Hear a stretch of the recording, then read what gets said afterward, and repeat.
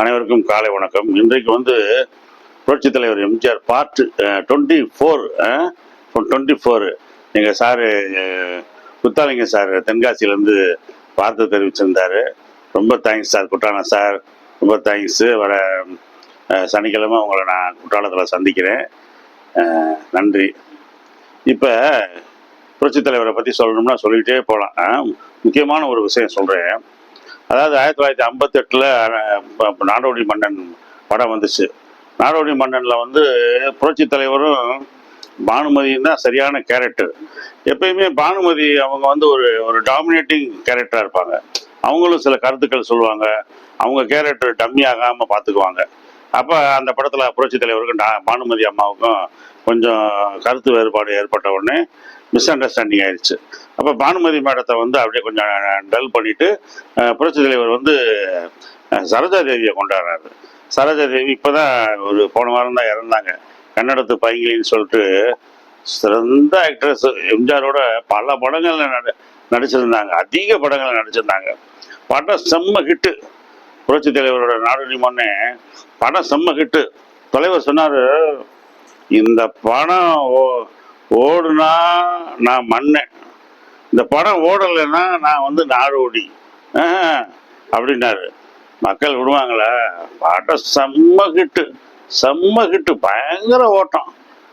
அதனால படம் எம்ஜிஆருக்கு என்ன ஆயிடுச்சுன்னா, அந்த எம்ஜிஆருடைய வாழ்க்கையில இது 2வது திருப்பு முனை ஆயிடுச்சு. அதாவது அதிக படம் புக் ஆகுது புரட்சி தலைவர் மேல. அந்த நேரத்துல இந்த சரோஜா தேவி கூட நடிச்சாங்க பாருங்க. இந்த சரோஜா தேவிக்கு அதிக படங்கள் புக் ஆகுது. 2 பேருக்கு அதிகமா புக் ஆன நேரத்துல புரட்சி தலைவருக்கு இந்த சீர்காழியில ஒரு நாடகம் நடிக்கும் போது இந்த குண்டுமணின்னு ஒரு தெரியும் ஸ்டண்ட் நடிகர், அவரை புரட்சி தலைவர் தூக்குறாரு. 100 கிலோவுக்கு மேல இருப்பாப்புல. அந்த ஆள் தூக்கி கீழே போடும்போது காலில் விழுந்து புரட்சி தலைவருக்கு கால் உடைஞ்சது. கால் உடைஞ்ச உடனே அவர் கொஞ்சம் டாக்டர் சொல்லுபடி ஓய்வு எடுக்கிறாரு. அது 1 மாசம் 2 மாசம் 3 மாசம்னு 1 வருஷம் கூட ஆயிடுது. அப்ப என்னன்னா, சரோஜா தேவி மாதிரி ஆளுங்க புரட்சி தலைவருக்காக அவங்க வெயிட் பண்ண முடியல. அவங்க எல்லாரும் அவங்கள சொல்றதுனால மற்றவங்களுக்கும் கால் சீட் கொடுத்து பல படங்களை நடிக்க ஆரம்பிச்சுறாங்க. இதை தலைவர்கிட்ட நிறைய பேர் சொல்றாங்க, பார்த்தீங்களா தலைவரே, நீங்க தான் அந்த அம்மாவை டெவலப் பண்ணி விட்டீங்க. இப்போ அந்த அம்மா நீங்க குணமாகி வர்றதுக்குள்ள உங்கள்கிட்ட உங்கள்கிட்ட இல்லாமல் வேற படங்கள்ல போய் நடிக்க ஆரம்பிச்சிருச்சு. சினிமாவில் இதான வழக்கம், போட்டு விடுறதான வழக்கம், ஒருத்தர் போட்டு விடுறதானே சார். அப்படி சொல்லாதீங்க. அவங்களுக்கு ஒரு வாய்ப்பு கிடைச்சிருக்கு, எனக்கு இந்த நேரத்தில் வாய்ப்பு மந்தமா இருக்கு. அதனால எனக்கு இறங்கு முகம், அவங்களுக்கு ஏறு முகம். அவங்க டாப்ல போகட்டும். அதனால ஒண்ணுமே அவங்களுக்கு தடுக்கக்கூடாது. நம்ம ஒரு படம் எடுக்கணும்னா நம்ம பிஸியா இல்லாத ஒரு நடிகையை போட்டு எடுப்போம். பிஸியா இல்லாம நம்ம கூப்பிட்ட உடனே நடிக்கிறதுக்கு வர்றவங்க, எப்பயுமே வந்துட்டு போறவங்களா நம்ம அப்படி ஒரு கேரக்டரை பார்ப்போம் அப்படின்னு புரட்சி தலைவர் சொல்றாரு. அப்படி சொல்லிட்டு இருக்கும்போது புரட்சி தலைவர் தன்னையே சுய பரிசோதனை பண்றாரு. மகாத்மா காந்தி மாதிரி தன்னையே சுய பரிசோதனை. ஏன் இப்படி நம்ம பிறந்தோம்? மனித வாழ்க்கையில ஏன் நம்ம இப்படி பிறந்தோம்? ஏன் இப்படி கஷ்டப்படுறோம்? பணத்தை சம்பாதிக்கிறோம், மற்றவங்களுக்கு உதவுறோம். என்ன type of person we are? What type of character we are? என்ன வகையான மனிதன் நம்ம? என்ன வகையான கேரக்டர் நம்ம அப்படின்றத அனலைஸ் பண்ணி நான் ஏன் பிறந்தேன்னு ஒரு கட்டுரை எழுதுறாரு.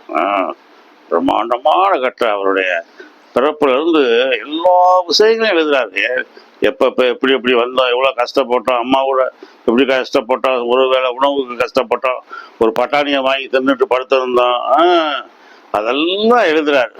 எழுதி முடிச்ச உடனே இப்ப புரட்சி தலைவர் இஸ் ஆல்ரைட், கம்ப்ளீட்லி ஆல்ரைட். இப்ப சினிமா நடிக்க போகும்போது சரோஜா தேவிட்ட போய் நிறைய பேர் சொல்றாங்க, பாத்தீங்களா புரட்சி தலைவர் என்ன சொல்றாருன்னா, உங்களை மாதிரி பிஸியான நடிகையை கூப்பிட்டு நடிக்க மாட்டாராம். எப்பயுமே அவருக்கு கூப்பிட்ட உடனே வர்ற மாதிரி இருக்கிற ஒரு நடிகையை பார்த்தா கூப்பிடுவாராம் அப்படின்ட்டு அந்த அம்மாட்ட போய் அப்படி ஏற்றி விடுறாங்க. எப்படி பாருங்க மனிதனுடைய டெண்டன்சியை பாருங்க. அந்த அம்மா ஆனா புரிஞ்சுக்கிட்டாங்க, புரட்சி தலைவர் நம்மளுக்காக உயிரே கொடுக்கக்கூடியவர்ன்ட்டு பல படங்கள் தலைவரோட நடிக்கிறாங்க. சும்மா விடுவாங்களா அவங்க? எம்ஜிஆர் மேல அவங்களுக்கு அவ்வளோ பாசம். Okay, stop. இந்த நாணயன் பிறந்த என்ற அந்த கட்டுரை வந்து ரொம்ப எம்ஜிஆரை பத்தி தெரியாத விஷயங்கள்லாம் வெளியே வருது. ரெண்டாவது, எம்ஜிஆர் வந்து மிகச்சிறந்த ஒரு அறிஞர்ன்றது வெளியே வருது. அதாவது ஒரு சினிமா நடிகர், சும்மா மேக்கப் போடுறவர் அப்படின்னு இல்லாம அவர்கிட்ட எவ்வளவு டேலண்ட் இருக்கு, எவ்வளவு எழுதக்கூடிய சக்தி இருக்கு, எவ்வளவு பெரிய சிந்தனையாளன் புரட்சி தலைவர், எப்படி ஒரு மக்கள் சக்தி இருக்கக்கூடிய காந்த சக்தி அவர்கிட்ட இருக்குன்றதெல்லாம் அதுல அவர் எழுதுறாரு. அதை ரொம்ப அழகா எழுதுறாரு. அதன் விளைவுதான் அந்த தமிழ்நாடு பூரா மக்கள் பூரா புரட்சி தலைவர்னு ரீச் ஆகுது. சரி, இது ஒரு பக்கம்.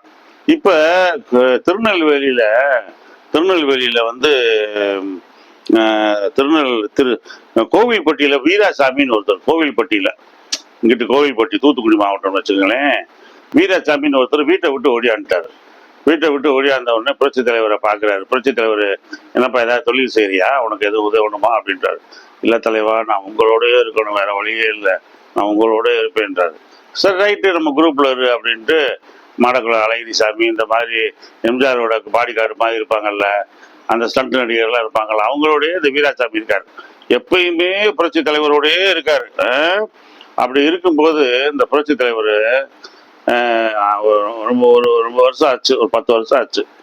அவர் சொல்றாரு, அந்த வீராசாமி, கோவில்பட்டி வீராசாமி சொல்றாரு, தலைவரே இந்த மாதிரி உங்களோட ரொம்ப வருஷம் இருந்துட்டேன், இப்போ நானும் கொஞ்சம் தொழில் செஞ்சு பழைக்கணும், ஏதாவது உதவுங்க அப்படின்றாரு. தலைவர் வெரி குட், ரொம்ப நல்ல முடிவு எடுத்திருக்கீங்கன்னு சொல்லிட்டு 25,000 கொடுக்குறாரு. பாருங்க, 1972 புரட்சி தலைவர் கட்சியை விட்டு நீக்க போற நேரத்துல 72,000 திமுக இருக்காரு. அப்ப 25,000 கொடுக்குறாரு. 25,000 எவ்வளவு பெரிய ஹோட்டல் வைக்கலாம். இவர் போய் திருவல்லிக்கேணியில எம்ஜிஆர் ஹோட்டல்னு ஒண்ணு வைக்கிறாரு. யாரு? இந்த வீராசாமி, கோவில்பட்டி வீராசாமி. இவர் வந்து திருவல்லிக்கேணி வீராசாமின்னு சொல்றாங்க. திருவல்லிக்கேணி வீராசாமி சொன்னா பயங்கர ஹோட்டல் பிசினஸ் பிச்சுக்கிட்டு ஓடுது.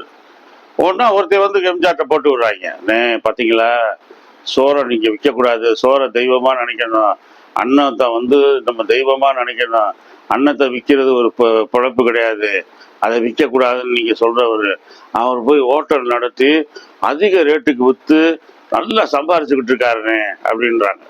ஓ அப்படியா, வீராசாமி அந்த அளவுக்கு பெரிய ஆள் ஆயிட்டானா அப்படின்ட்டு ஒரு ஆளை விட்டு பார்த்து வர சொல்றாரு. ஒரு ஆளை விட்டு பார்த்து வர சொன்னா அவங்க வந்து அது அப்படியே டபுளா சொல்றாங்க, அண்ணே தலைவரே, வீராசாமி வந்து உங்க புகழை பரப்பிக்கிட்டு இருக்காரு. அப்படியா, என்ன அவனை பத்தி கம்ப்ளைண்ட் பண்ணாங்களே. ஐயோ, எல்லாரும் 7 ரூபா 8 ரூபா ஒரு சாப்பாடு.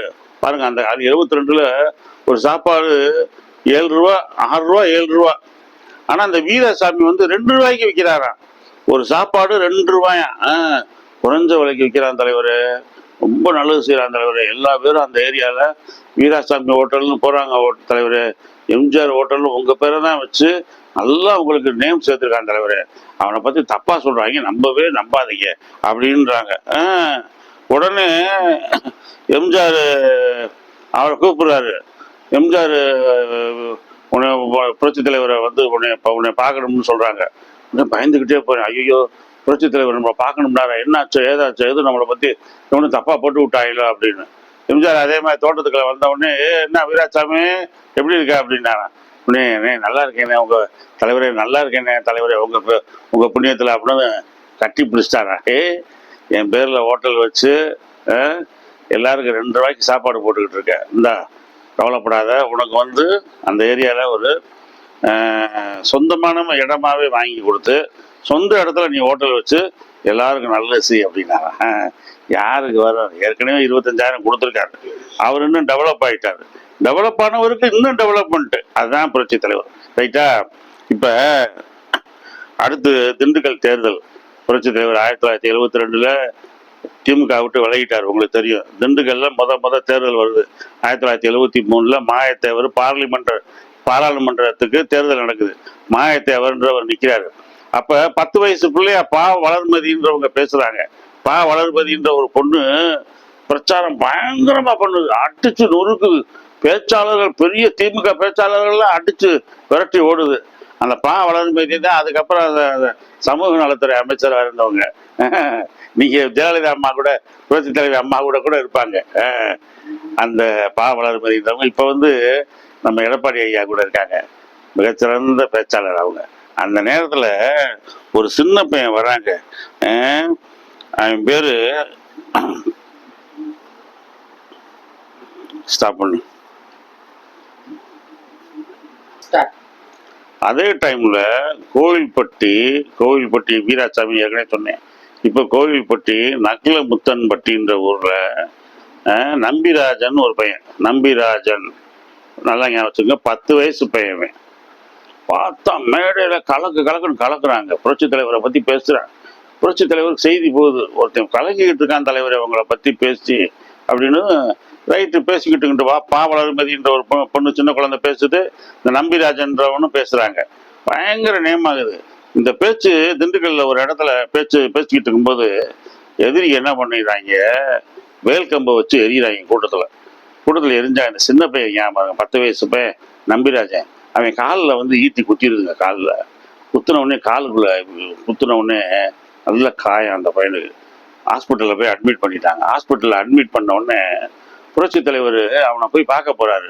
பார்க்க போனவன் அவன் புரட்சி தலைவர் கேட்குறாரு, ஏன் தம்பி உன் காலில் இப்படி குத்தி போட்டுருச்சே, நான் ரொம்ப வருத்தப்பட்டேன் அப்படின்னு. அவங்க சின்ன போய் சொல்றேன், தலைவரே நீங்க மட்டும் என்னைய வந்து பார்க்கறதா இருந்தா என் உடம்பு பூரா, என் நெஞ்சுல கூட, என் நெஞ்சு வயிறு உடம்பு பூரா ஈட்டி எறி நான் வாங்கியிருப்பேன். 1000 ஈட்டி குத்தினாலும், 1000 வேல் கம்பு குத்தினாலும் எனக்கு கவலை இல்லை அப்படின்றான். பாடுறா எவ்வளவு துணிச்சலா பேசுறான் பாடுறா. இளங்கன்று பயம் அறியாது. ஐயா விட்டுருங்க சாமி, நான் ஊருக்கு ஓடி போயிருக்கணும்ல. 100 ஈட்டி 1000 ஈட்டி எரிஞ்சாலும் நான் பயப்பட மாட்டேன் தலைவரே. உங்களுக்காக நீங்க வந்து என்னைய பாக்குறீங்கன்னா போதும். புரட்சி தலைவரை பாக்குறேன். 1000 சூரியனை பார்த்த மாதிரி இருக்கு. 1000 தாமரை மலர்கள், 1000 ரோஜா மலர்கள். கலர் எப்படி இருக்கும், கலர் அந்த கலர் அப்படியே. பக்கத்துல தேஜஸா வந்து புரட்சி தலைவர் நிக்கிறாரு. நின்றுட்டு இந்த செலவுக்கு வச்சுக்கன்ட்டு 10,000 ரூபா கொடுக்குறாருங்க. 72 ரூபா 10,000 ரூபா. நல்லா கவனிச்சுக்கோங்க. ஏற்கனவே அந்த அவனுக்கு 72ல 25,000 கொடுத்தாரு வீராசாமின்ற அவனுக்கு ஹோட்டல் வைக்கிறதுக்கு. இந்த பையன் கையில 10,000 ரூபா கொடுக்குறாரு. கொடுத்துட்டு எம்ஜிஆர் பிரச்சாரத்துக்கு போயிட்டாரு. இந்த பையன் என்ன பண்றான், இவன் என்ன பண்றான் பாருங்க, அந்த 10,000 கொண்டு போய் மாயத்தேவர் எலெக்ஷன்ல நிக்கிறாரு பாருங்க. மாயத்தேவர் வந்து வழக்கறிஞர் அவரு. அவர்கிட்ட போய் தேர்தல் நிதியா இவன் பேர்ல கொடுக்குறான். நாங்க அந்த 10,000 வச்சுக்கோங்க அப்படின்னு. பாருங்க, இவனுக்கு வந்தது 10,000 ரூபா. 10,000 வச்சு இவன் பாட்டுக்கு பேங்க்ல போட்டு பழச்சிருக்கலாம். இவன் போய் தேர்தல் நிதியா இருந்தாங்கண்ணே வச்சுக்காங்கண்ணே அப்படின்ட்டு இவன் கொடுக்குறான். கொடுத்த உடனே இப்ப வந்து பிரச்சாரம், பிரம்மாண்ட பிரச்சாரம் ஜெயிச்சிட்டான். இவன் ஜெயிச்ச உடனே இவன் வந்து எம்ஜிஆர் வந்து சந்திக்கிறான். சந்திச்சப்ப எம்ஜிஆர் சொல்றாரு, என்ன நம்பிராஜன், நான் கொடுத்த 10,000 திருப்பி கொடுத்துட்டே, திருப்பி தேர்தல் நெருக்கி கொடுத்துட்டேன்னு அரண்டு போயிட்டானா. ஓ என்னடா இது, நம்மளை பத்தி புரட்சி தலைவர் இன்னும் டவுட் தெரிஞ்சு வச்சிருக்காரு. உடனே தலைவருக்கு மெசேஜ் போயிரும்ல. அப்புறம் மறுபடியும் அவனுக்கு செலவுக்கு ரூபா கொடுத்துருக்காரு. சரி இப்ப நல்லா படி அப்படின்னு. இப்ப இந்த பையன் +2 முடிச்சுட்டு வர்றான். யாரு, இந்த நம்பிராஜன்ற பையன். ஆள் அழகா இருப்பேன். +2 முடிச்சுட்டு வர்றேன். இப்ப இந்த பையனை என்ன பண்றாரு, என்ன அடுத்து நீ செய்ய போற அப்படின்றாரு. இப்படி வாழ்க்கையில நீ என்ன செய்ய போற, இப்படியே பேசிக்கிட்டே வண்டியை ஓட்ட போறியா அப்படின்னு. இல்லை தலைவரே, நானும் உங்களை மாதிரி சினி ஃபீல்டுக்குள்ள நுழையணும்னு நினைக்கிறேன் அப்படின்னு. ஓகே அப்படின்னு சொல்லிட்டு புரட்சி தலைவர் என்ன பண்றாரு, சென்னை ஃபிலிம் இன்ஸ்டியூட்ல இவனை சேர்த்து விடுறாரு. சென்னை ஃபிலிம் இன்ஸ்டியூட்ல இவனை சேர்த்து விட்டு, இவன் வந்து அந்த டைரக்டர் கோர்ஸ் இருக்கு பார்த்தீங்களா, பாரதி ராஜா, பாலச்சந்தர் அவங்கள மாதிரி டைரக்டர், பாக்கியராஜ் மாதிரி டைரக்டர் கோர்ஸ் படிக்கிறாங்க. படிச்சா இவனுக்கு எல்லா 3 வருஷக்கும் அந்த செலவு பூரா புரட்சி தலைவர் தான் ஏற்றுக்கிட்டாரு. ஏற்றுக்கிட்ட உடனே இப்போ இவன் வந்து டைரக்ஷன் கோர்ஸ் முடிச்சுட்டு இவன் வந்து இப்போ ஒரு படம் எடுக்கிறான். ஒரு படம் எடுத்தான்னா இவனுக்கு வந்து படம் எடுக்கிறான். படம் எடுக்கும்போது இவனுக்கு வந்து செலவுக்கு பணம் தேவைப்படுது. படத்தை முடிக்கும்போது பணம் தேவைப்படுது. இவன் என்ன செய்யறதுன்னு யோசிச்சுக்கிட்டு இருக்கான். அப்போ புரட்சி தலைவர் இவனுக்கு ஒரு கார் கொடுத்துருக்காரு. அந்த காரை என்ன பண்ணிருக்கான், இவனு உங்க அண்ணனு சேர்ந்து சென்னையில் வந்து மவுண்ட் ரோட்டில் இந்த நம்ம சென்னையில் சேட்டுகள்லாம் இருப்பாங்க பாருங்க, சவுகார்பேட்டை சேட்டுக, இந்த சேட்டுக்கிட்ட போய் இந்த காரை அடமானம் வைக்கணும் இல்லை விற்கணும்ட்டு போய் போகிறதுக்காக இவங்க நின்றுக்கிட்டு இருக்காங்க. சென்னையில் மவுண்ட் ரோட்டில் நின்றுக்கிட்டு இருக்காங்க டிராஃபிக்கில். அப்போ ஜல்லுன்னு ஒரு கார் வருது. நம்பிராஜன் தானே? ஆமாம், தலைவர் தோட்டத்தில் இருக்காரு, உங்களை பார்க்கணுன்றாரு. அரண்டு போயிட்டானா, என்னடா தலைவர் எதுக்குடா நம்மளை பார்க்கணுன்றாரு இந்த நேரத்தில், என்ன சூழ்நிலையோ அப்படின்னு நேராக போயிருக்கான். போனால் தோட்டத்தில் போய் தலைவர் என்ன பண்ணியிருக்காரு, அந்த நேரத்தில் பெரிய பெரிய தலைவர்கள்லாம் புரட்சி தலைவர் வீட்டு வாசலில் இருக்காங்க. அவங்கெல்லாம் பேசிக்கிட்டு இருக்காங்க, வச்சுக்கிட்டு இருக்காங்க. நரசிம்மராவ் வந்திருக்காரு புரட்சி தலைவர் வீட்டுக்கு. பாருங்க எப்படி பாருங்க, நரசிம்மராவ் வந்து எம்ஜிஆரை பார்த்துட்டு போறாரு. அவரை வந்து புரட்சி தலைவர் வந்து வெளியே வந்து சென்ட் ஆஃப் பண்ணிட்டார், வழி அனுப்பி விட்டுட்டு மற்ற பெரிய அரசியல் தலைவர்கள், அமைச்சர்கள், விஐபி எல்லாம் பார்த்து பேசிட்டு உள்ள போயிட்டாரு. ஒன்று இவன் மட்டும் வெளியவே நின்றுக்கிட்டே இருக்கான். உடனே அந்த அந்த அந்த பையன் அவருக்கு அந்த பிஏ, அந்த எம்ஜிஆரோட பிஏ வந்து நாளைக்கு உங்களை தோட்டத்துக்கு வர சொன்னார் புரட்சி தலைவர் அப்படின்னு. அடுத்த நாள் வந்து தோட்டத்துக்கு வந்து நிற்கிறேன். தோட்டத்துக்கு வந்து நின்னா ஒரு சூட் கேஸை புரட்சி தலைவர் உங்களுக்கு கொடுக்க சொன்னாருன்னு கொடுக்குறாங்க. திறந்து பார்த்தா 5 லட்சம். இவன் எந்த காரை விற்று 5 லட்சம் வாங்கணும்னு நினைச்சாங்களோ அந்த பணம் அதில் இருக்கு. படத்தை எடுத்து நல்லபடியாக பிடிப்பீங்களா புரட்சி தலைவர் உங்களுக்கு சொன்னா. என்னை பற்றி எப்படியா புரட்சி தலைவருக்கு தெரியுது, நான் ஒவ்வொரு மூமெண்ட் வைக்கும் போது கரெக்டாக கண்டுபிடிச்சிடாரு. அதுதான் புரட்சி தலைவர். ஒன்று எந்த இடத்துல இருந்து வாட்ச் பண்ணிக்கிட்டு இருப்பாரு. பத்திரமா படத்தை கொடுத்து படத்தை போட்டு எடுத்துட்டாரு. குங்கும பொட்டு மங்களம் அப்படின்னு போட்டு, குங்கும பொட்டில் மங்களம், எம்ஜிஆரும் ஜெயலலிதாவும் டான்ஸ் ஆடின மாதிரி அந்த பாட்டெல்லாம் அந்த படத்தில் சேர்த்து அந்த படத்தை வந்து புரட்சி தலைவர்கிட்ட போட்டு காமிக்கிறாப்புல. சார் இந்த மாதிரி எடுத்துட்டேன் தலைவரே அப்படின்னு.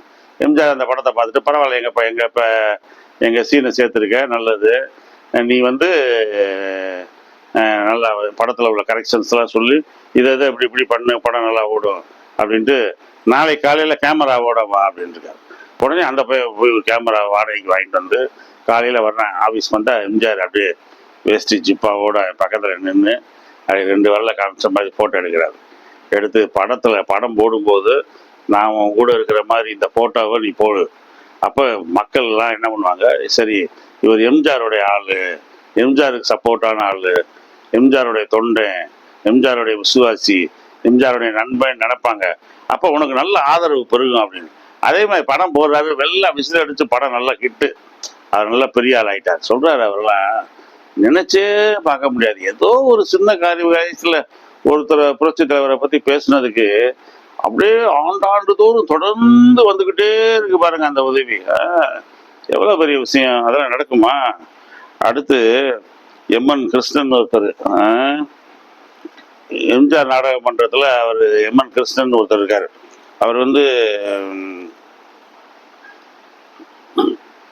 எம்என் கிருஷ்ணன் வந்து எம்ஜிஆர் நாடக குழுவில் வந்து எம்ஜிஆரோட நடிக்கிறாரு. முக்கியமான கதாபாத்திர கேரக்டர்லாம் அவர் நடிப்பார். எம்ஜிஆருக்கு ரொம்ப வேண்டியவர், ரொம்ப விசுவாசி, நல்ல நண்பர்.